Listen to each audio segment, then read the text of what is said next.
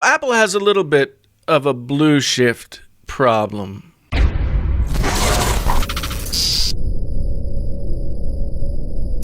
Hey there, friends on YouTube. My name is Jason, sometimes known as the JTL. This is Painfully Honest Tech. Thanks so honest, it hurts. This is your first time here. Thanks for stopping by. I hope you will come back again. If you've been here before, well, you know how I feel about you.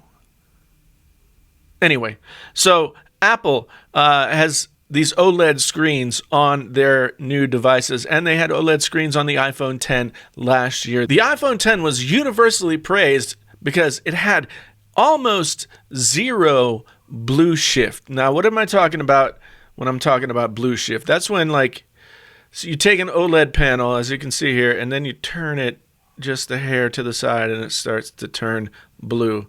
Now, I'm not looking at the camera because I'm looking at this. So it starts to turn blue. I mean, this is just a tiny amount of turn. I don't know how many degrees it is. I don't know anything about that.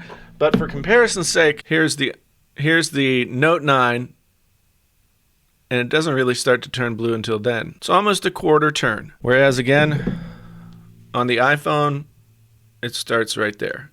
You know, last year's iPhone X had a Samsung panel on it. This year, as much as I know about the iPhone XS and XS Max, is that LG and Samsung are in some way splitting the load for the phones. That means that LG is creating some of the panels, and Samsung is creating some of the panels. I have a feeling I've got an LG panel here. It's, as I said in my video just yesterday, it's a little dull and the colors are a little washed out. And if you'll recall, last year Google's Pixel 2 XL came out, and the blue shift on that phone was really, really visible right away. Led to a big controversy where everybody was slamming Google because of the blue shift, and LG made that panel. So once again, here we have potentially an LG panel. I can't know that for sure.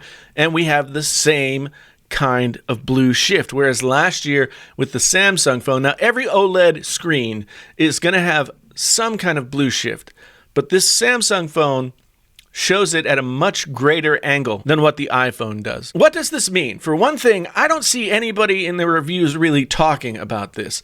This is a big deal. Last year, Google just got bent over because of this exact problem, and this year Apple has to this point been given a pass. Well, I am not going to give Apple a pass on this. I think if we're going to go after Google, and the issues with that phone are incredibly well documented, I'm going to link to my friend Zach Talks Tech, who bought 7 Pixel 2 XLs and finally gave up, just trying to get one that had less of a blue shift when you turn the screen. But to this point, they seem to be skating by without really getting called out for it. Every company who manufactures anything will have some issues in the manufacture of those devices. But this is the thing that we saw last year with the Google Pixel 2 XL, and we're seeing it again with the iPhone XS Max that I have here in my hands, and I know other people have talked about it as well. Should not we hold Apple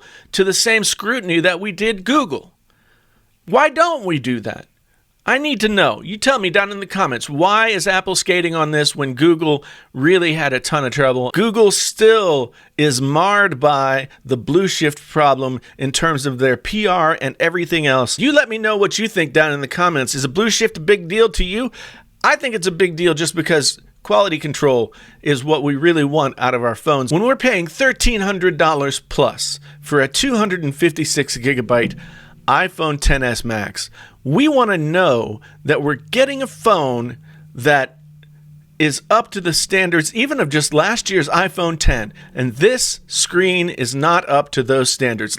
Talk to me down in the comments. Let's get through this. Let's see what we can figure out in terms of what Apple should do to fix their blue shift problem. Hey, thanks again for being here. I really do appreciate it. If you did just find the channel and you want to come on back again, then you can hit the subscribe button. You could hit the bell notification button that will bring you back every time I put out a video.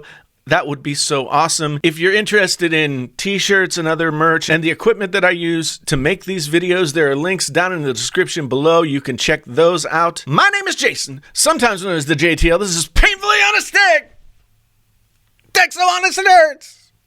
Until the next time, I'm out.